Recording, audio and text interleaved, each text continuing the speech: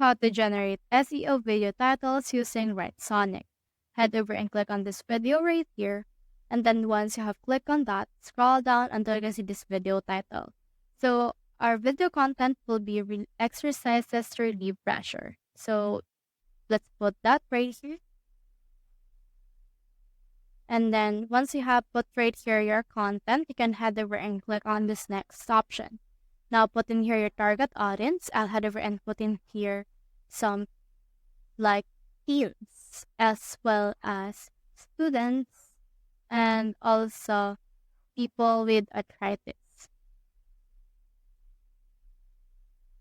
Let's put that right here and then click on next.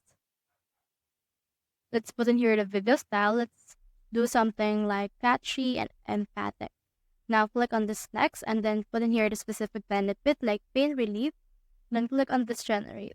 Now this will generate us video titles that we can use for our YouTube video. So let's just wait, and as you can see, we have now this. So that's how you generate SEO video titles using WriteSonic. Hope we helped.